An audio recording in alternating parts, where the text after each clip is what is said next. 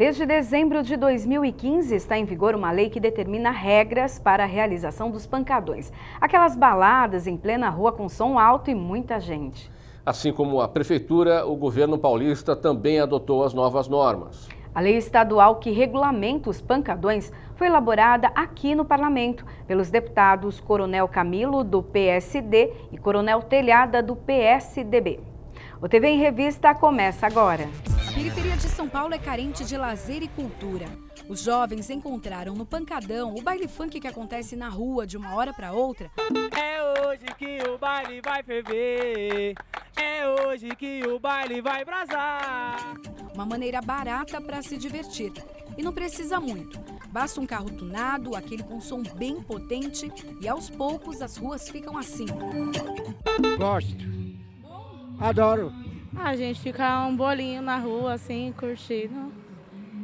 Você acha legal? É legal de curtir, né? Bom. Cada carro desse tem 15 mil watts de som. O corpo chega até a tremer. A galera curte, mas a vizinhança...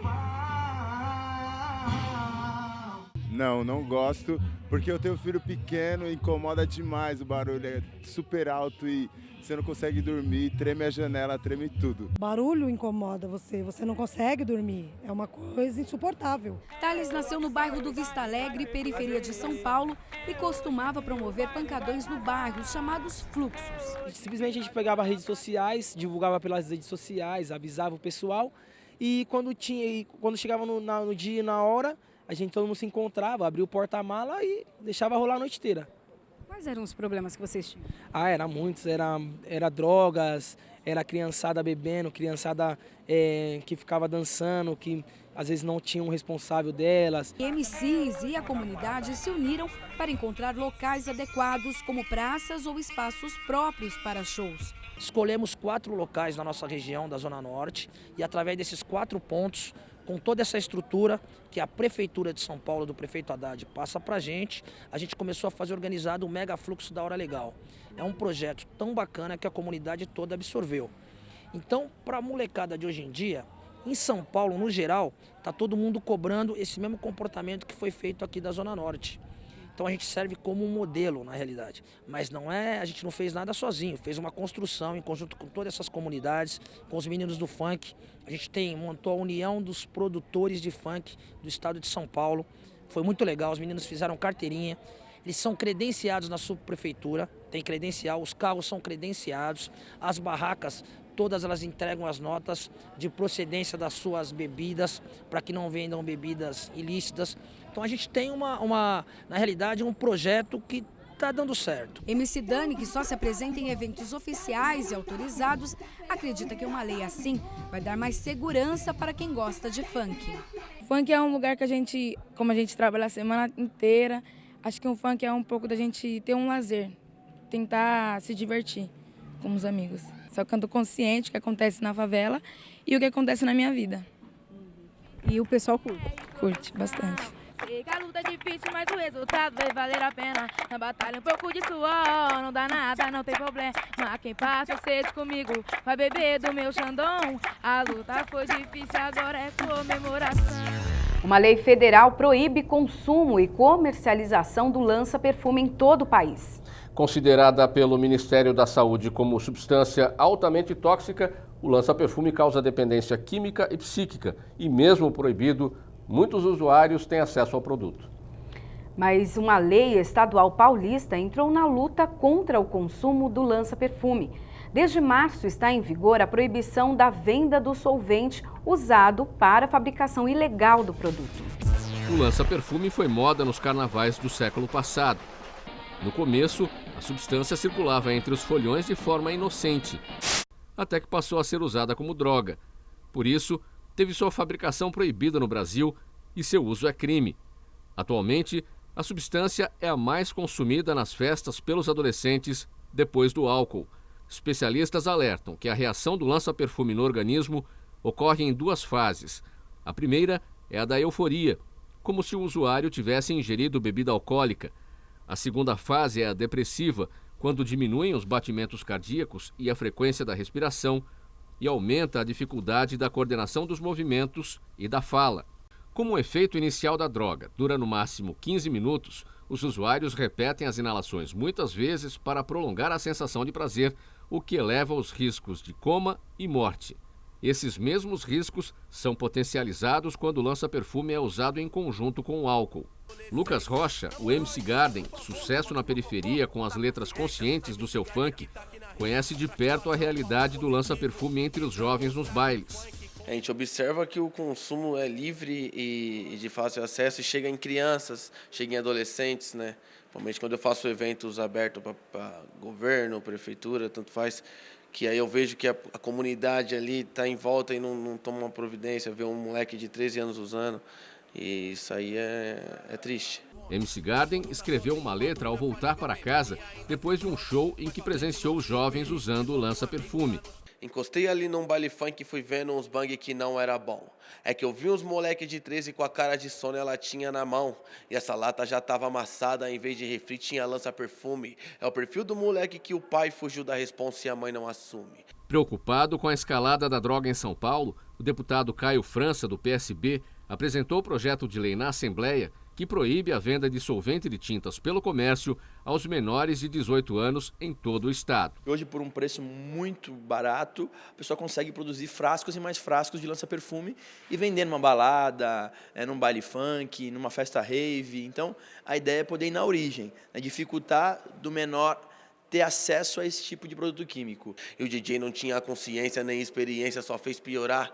Tocou logo um funk que dizia, quem não baforasse não ia transar. Me coloquei no lugar dos pais, ao ver a novinha bebendo demais. Dançando que nem uma louca, com mano na frente e outro atrás. Será que é isso que os pais ensinaram? Será que o pai é um pai presente? Ou será que é a cinta que fala em vez da conversa pra ir? Está no dicionário. A intolerância é uma atitude mental caracterizada pela falta de habilidade ou vontade de reconhecer e respeitar diferenças, crenças e opiniões. Uma postura inaceitável. Pessoas simplesmente não respeitam as outras, seja de uma forma racial, social, religiosa ou por escolha sexual. Mas até onde isso é suportável? Tiros em Orlando. Uma pedrada na cabeça. Uma lampadada na cara. Ódio propagado em alguns cliques. Exemplos reais e que nos últimos anos mostraram a face sombria da intolerância, seja ela racial, social ou por diferença quanto à orientação sexual. Dois fake, viado gay. O senhor se pegar tem que matar. Alguns números quantificam a falta de respeito com a diversidade. No ano passado, 252 casos de intolerância religiosa foram reportados ao Serviço Disque 100, da Secretaria de Direitos Humanos do Governo Federal. Há exatamente um ano, uma garota de 11 anos levou uma pedrada na cabeça enquanto esperava por um ônibus no Rio de Janeiro. Ela havia sido iniciada no candomblé há apenas alguns meses e usava roupas brancas, típicas de seguidores da religião. Ódio também contra homossexuais. Somos um dos países onde há mais assassinatos por motivação de orientação sexual em todo o mundo. Se um ataque homofóbico isolado matou 49 em uma boate em Orlando, nos Estados Unidos, aqui um homossexual morreu vítima da intolerância a cada 28 horas em 2015. 318 vítimas ao todo, de acordo com a ONG Grupo Gay da Bahia, que monitora esse tipo de crime em todo o país. Ofensas, intimidações e ódio também se propagam fora do mundo real. Vão para a internet. São diversos os alvos, ultimamente os mais comuns com foco na discriminação racial. A jornalista Maju Coutinho e a atriz Thaís Araújo foram vítimas dos insultos raciais recentemente.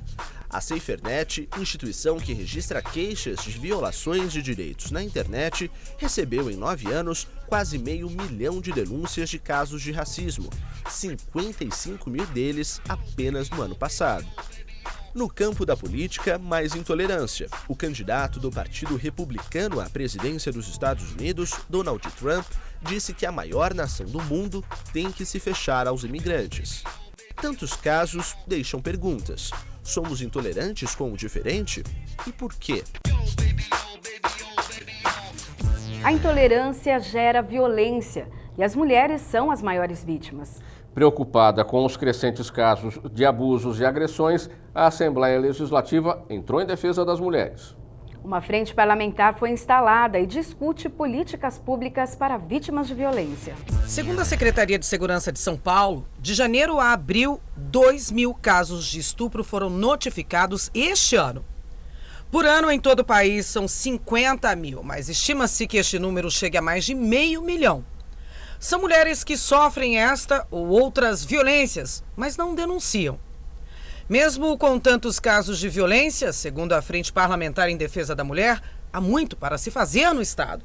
O Estado de São Paulo, apesar de ser um Estado bastante rico, falta muita política pública aqui para as mulheres, falta investimento em políticas públicas, principalmente no interior, que a gente discutiu aqui, né? O interior está muito largado ainda do ponto de vista dos equipamentos, do ponto de vista do trabalho mesmo com mulheres, de ter coordenadorias, de ter órgãos institucionais, né, que elaborem, que façam a política para as mulheres. Acho que essa casa é um lugar que precisa apoiar o trabalho que os movimentos feministas já têm feito aqui no estado de São Paulo, e a gente precisa ter esse apoio da Assembleia Legislativa para cobrar, né, políticas, né, para as mulheres e outras políticas aqui no estado. A reunião, que durou quase 2 horas, trouxe representantes de várias frentes em defesa da mulher. Uma iniciativa da deputada Beth Saão, do PT. Você cria uma frente para você ter ações, né, periódicas desta frente em benefício daquele tema que a frente trata. No caso, nós tratamos Frente Parlamentar em Defesa da Mulher. Então, tudo aquilo que diz respeito à mulher, nós temos a obrigação de tratar. E não só tratar do ponto de vista do discurso, mas do ponto de vista de concretizar esse discurso, transformando ele em ações efetivas capazes de beneficiar as mulheres. Então, aqui nós vamos fazer, pelo mandato, alguns requerimentos de informação. Nós aqui conversamos sobre a situação precarizada que se encontram as DDMs, as delegacias de mulher. Tem delegacias no interior que não têm delegadas, né? Equipes da delegacia que precisam receber, às vezes, uma formação continuada, que isso é muito importante no tratamento das mulheres que são fragilizadas, que são submetidas à violência. Enfim, são questões que o Estado precisa estar atento. O Estado precisa melhorar a estrutura de atendimento à mulher, que é muito ruim, que é muito demorada, que é muito fragilizada, que é cheia de problemas, inclusive quando alguns dos homens que atendem as mulheres também acabam culpabilizando a vítima, né? Ao invés da vítima ser tratada enquanto vítima e receber a atenção que precisa se receber, ela acaba se tornando réu. Foi sugerido para que a gente possa trazer as blogueiras, que tem muitas blogueiras que estão envolvidas nesse debate. Então, a próxima reunião, certamente, nós vamos tentar organizar uma reunião com elas, porque através dos blogs é possível também aumentar a divulgação. Quanto mais você divulga a questão da cultura do estupro, mais a gente pode ter esse problema saindo da invisibilidade que ele se encontra hoje, tornando-se um problema da sociedade brasileira que precisa lidar com isso e precisa eliminar essa prática nefasta nas relações humanas aqui no Brasil. As ciclovias invadiram a capital paulista e a prefeitura quer ampliar as pistas para mais de 400 quilômetros até o fim deste ano. O transporte alternativo traz benefícios para os usuários e também para o trânsito caótico da cidade. Mas ainda é preciso investir em segurança para os ciclistas. E, claro, aumentar a conscientização de motoristas. Há 2 anos, a bicicleta se tornou um meio de transporte de Tatiane Moraes. Por que essa mudança? Há 2 anos eu descobri que o melhor transporte que eu poderia ter na cidade de São Paulo seria a bicicleta, pela facilidade, ganho de tempo. Também precisava ter algo que me tirasse do sedentarismo e aí, felizmente, consegui inicialmente adotar as bicicletas compartilhadas e depois de 1 ano eu adotei minha própria bicicleta. Você se sente segura? Sim, principalmente agora com a nova política de ciclovias e ciclofaixas, tem sido cada vez mais fácil o trajeto para o trabalho ou para outros meios de lazer. Bom, mas no ano passado, por volta ali do mês de outubro, finalzinho de outubro, a Tatiane teve um acidente em uma ciclofaixa. Me conta como foi. Bom, eu estava me locomovendo da Faria Lima, ali na altura da Juscelino Kubitschek, e Quando eu cheguei numa altura que tem um retorno, eu tive um problema de ter que desviar de um buraco que tinha na ciclovia, que na verdade ele estava em processo de construção. E quando eu me deparei com esse buraco, eu fui desviar e caí em outro buraco. Na hora eu fiquei super desorientada, por sorte eu estava em baixa velocidade. E também os carros que estavam nesse retorno, eles estavam parados porque o farol estava fechado para eles. Então eu consegui me recompor, o susto foi grande, felizmente não tive grandes lesões, mas fiquei bem assustada com o acidente. Havia no local a sinalização correta? Ainda não, né? Como a ciclovia ainda estava em processo de construção, ainda não dava para se identificar muito bem o que a gente poderia fazer naquele percurso. Mas o maior problema foi o buraco na ciclovia, que ela ainda não estava sendo concluída, né? Não tinha nenhuma sinalização avisando que naquele lugar aquela ciclovia não daria para passar, por exemplo? Infelizmente não, mas também não tinha como a gente seguir o trajeto por outro meio, já que a Faria Lima é uma avenida muito movimentada. Você tomou alguma decisão contra, ou alguma ação contra ou a prefeitura ou a concessionária que estava construindo? Assim que eu me levantei do acidente e vi quais foram as lesões que eu tinha sofrido, eu até pensei em pegar o celular e registrar o buraco que tinha na ciclovia e as lesões. Só que eu parei, refleti um pouco e percebi que, peraí, eu vou numa delegacia, faço um boletim de ocorrência, o que eu devo fazer? E eu fiquei em dúvida qual era o caminho que eu devia seguir para registrar o meu acidente.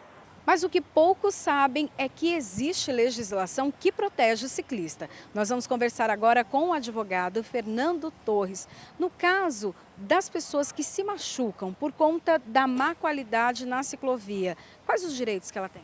Bom, o poder público tem o dever, pelo Código Brasileiro de Trânsito, de promover o ciclismo e de assegurar a segurança dessas pessoas.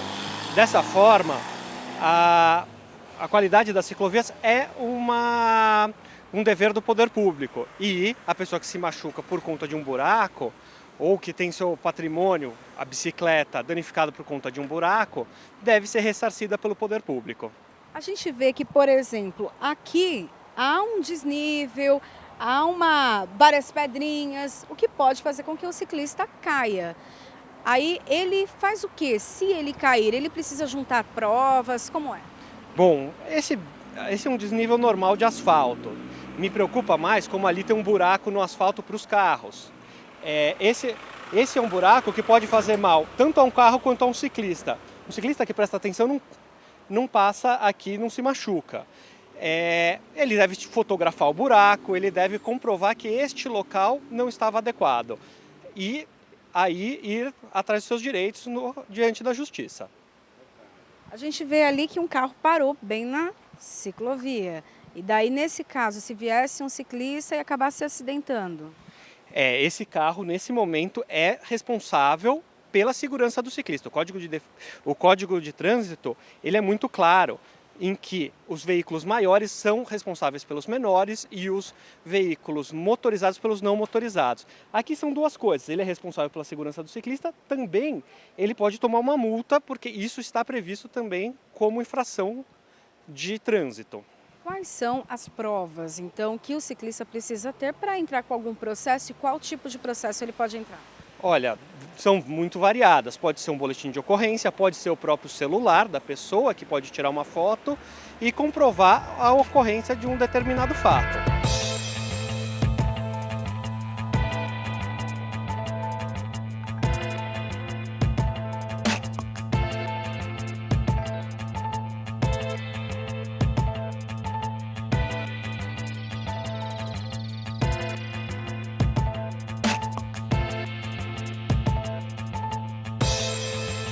Agora, né, com a finalização das obras, né, lá na Faria Lima, agora é tranquilo, não teve mais nenhum susto? Não, felizmente não. Cada dia eles têm melhorado a questão da sinalização, recentemente eles até finalizaram a questão de pintura das faixas, colocar placas, os faróis estão sendo adaptados, cada dia está sendo melhor. Agora eu faço percurso por quase 95% do tempo em ciclofaixas, ciclovias. Uma feira com as novidades no setor para pessoas com necessidades especiais está programada para 2017. A REAFER, Feira Internacional de Tecnologias Assistivas, Empregabilidade e Esporte Adaptado, é o principal evento da modalidade na América Latina e uma das maiores do mundo. A feira vai acontecer em São Paulo. O lançamento oficial foi aqui na Assembleia Legislativa. O lançamento foi animado pela Orquestra Lissone, da Casa de Davi, com integrantes deficientes. O objetivo da REAFER é levar qualidade e produtos para que possa melhorar a qualidade de vida da pessoa com deficiência, tanto na parte de mobilidade, como na parte de tecnologia assistiva, como na parte de acessibilidade. As empresas hoje, por lei, precisam contratar pessoas com deficiência para que atinja a cota de empregabilidade dentro das suas companhias. E a feira vai possibilitar contratação de pessoas com deficiência, ou seja, qualificada. Você tem o mundo das pessoas com deficiência dentro da REAFER e lá as empresas poderão contratar essas pessoas e assim melhorar a produtividade dentro das suas indústrias e também atender a lei de cota da pessoa com deficiência. A feira será inaugurada em 2017. Até lá, os interessados poderão acessar o site www.reafer.com.br e ter acesso às novidades tecnológicas do setor. A expectativa dos organizadores é reunir entre 27 e 29 de abril de 2017 18 mil visitantes e 120 expositores no pavilhão principal do IMB, o grande centro de eventos aqui da capital paulista. Dados de 2015 do IBGE mostram que 6,2% da população brasileira tem algum tipo de deficiência. A visual é a mais representativa e atinge 3,6% dos brasileiros. É o caso da pedagoga Marta, que só tem 25% da visão. Há 5 anos, ela depende da tecnologia para enxergar e para andar. Eu utilizo um teclado especial que tem vamos falar, a letra ampliada, né, no teclado, e utilizo também a fonte aumentada no computador. Eu tenho que utilizar a fonte 26 para poder enxergar. Para se locomover, você também precisa de... Utilizo o scooter, que é para mim andar. Isso aqui é minhas pernas, né? A deputada Célia Leão, do PSDB, criadora da Lei da Acessibilidade no estado de São Paulo, foi convidada para ser a madrinha da feira. Uma feira como essa vai discutir de esporte, acessibilidade, de acessibilidade à empregabilidade, ou seja, uma feira também de equipamentos, uma feira de automóveis, uma feira de cadeiras de rodas, de bengalas, tudo aquilo que pode ser equipamentos assistivos para melhorar a qualidade de vida das pessoas e dar liberdade, que é um direito de todos. Aliás, a nossa Constituição Federal garante liberdade a todas as pessoas, sobretudo e inclusive às pessoas com deficiência. Inaugurado há 4 anos, o Museu da Lâmpada, aqui na capital paulista, conta a história de uma das maiores descobertas da humanidade. As atrações são muitas e os visitantes podem também conhecer um pouco sobre a vida de Thomas Edison, o inventor da lâmpada.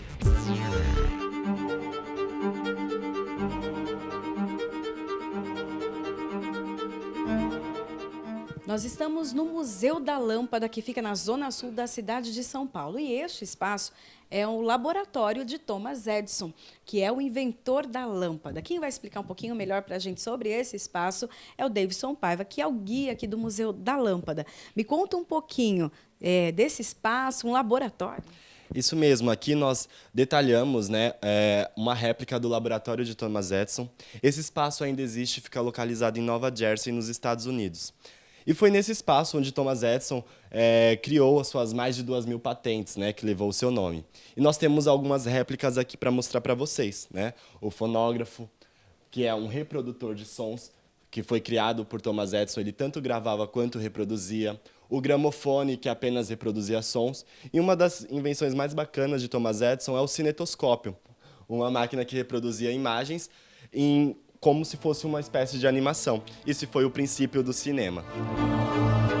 E esse espaço tem também várias fotos que mostram Thomas Edison pequenininho, depois a evolução dele também, né? E a gente vai falar desse outro espaço aqui que fala do fogo, né? Que é a primeira iluminação que nós tivemos. Isso mesmo. Esse espaço ele conta a evolução da iluminação, desde o domínio do fogo até antes, né, a manifestação natural do fogo, a criação das lâmpadas neolíticas, lâmpada incandescente, lâmpadas halógenas, lâmpadas fluorescentes, a vapor e, por fim, a tecnologia mais atual que nós temos, que são os LEDs. Me conta um pouquinho também, porque hoje em dia dá para acender e apagar a luz, não é mais só com um interruptor, né? A gente tem toda uma tecnologia para isso? Isso mesmo. O LED ele veio com a questão também de automação. Ele facilitou, né, o controle da iluminação de uma forma mais fácil. Então, através de aplicativos de celulares, a gente consegue controlar e mandar comandos para a própria lâmpada. Então, se você quer montar um efeito de pôr do sol em casa, você consegue montar um ambiente para leitura, por exemplo. Você consegue também. Então, esse aplicativo ele consegue controle da lâmpada através do sistema de internet. Lâmpada agora tem música? Como que é? Também tem música, né? Por ser um componente eletrônico, então a gente consegue adaptar as lâmpadas para ela funcionar como um toca-músicas, por exemplo. Então a gente vai... Quero te conquistar. Qual a evolução, então, de toda essa tecnologia? A gente chega, então, na LED, que é e até assim, na parte ambiental também, que tem um impacto, né?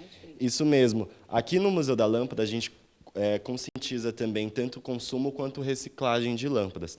Então, aqui a gente tem algumas atividades feitas por visitantes, né, de alguns trabalhos que nós executamos aqui no museu. Então, o visitante ele leva para casa o conceito de economia e de reciclagem de lâmpadas. Ubatuba, no litoral paulista, é uma das cidades que mais investem na economia sustentável. Pesca artesanal, que garante o sustento de famílias há gerações. A agricultura familiar, que utiliza recursos da terra, produz alimentos saudáveis e preserva o meio ambiente. E não é só. A comunidade quilombola, remanescente de escravos, encontrou no artesanato uma forma equilibrada para manter a economia e preservar a cultura de um povo. As famílias do Quilombo apostam no turismo. Os quilombolas, eles têm uma atividade muito voltada para a agricultura, para o turismo e de certa forma, a atividade que é agrícola é muito para a subsistência, né? Muitos comercializam no próprio bairro, trocam entre os produtores. O povo de antigamente vivia da pesca e da roça, né? Da agricultura. E era esse o modo de vida, plantava e pescava. E vivia da terra mesmo, entendeu?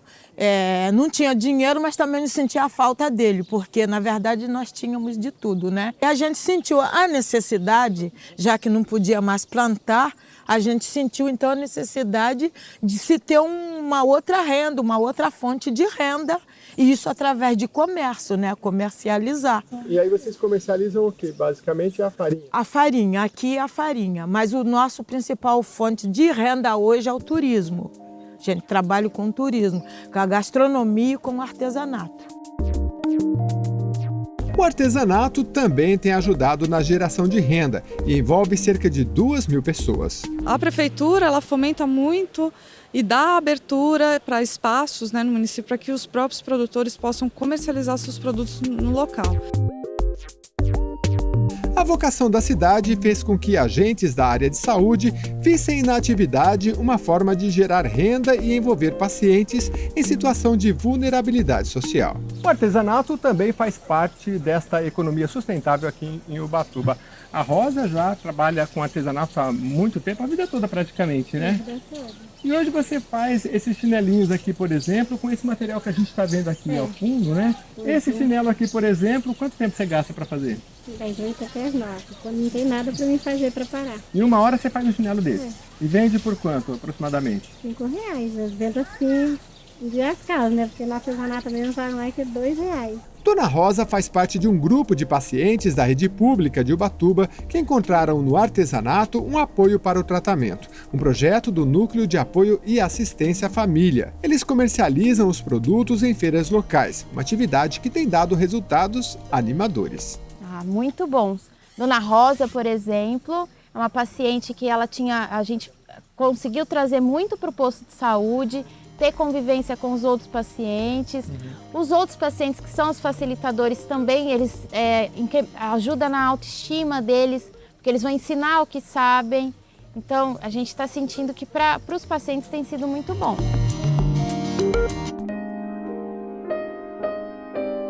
Ubatuba tem cerca de 1.300 artesãos com uma renda que varia de R$ 800 a R$ 2.000 por mês. A Associação da Casa do Artesão ajuda nas vendas. Muitos deles vivem do que ganham aqui, entendeu? Assim, eles até ganham um pouquinho em outras lojas, mas o forte é aqui. Várias cidades, né, próximas, mais distantes, que visitam a nossa loja, gostam e eles acham interessante essa organização que a gente tem, né? Então voltam e querem saber como é que tudo aconteceu e continua acontecendo. É o trabalho deles, nós devemos respeitar com carinho mesmo, porque eles fazem isso com carinho. E é extremamente importante para nós que vêm de fora, né, chegar aqui e receber e ter esse trabalho deles. O TV em Revista termina aqui. Até o nosso próximo encontro. Tchau.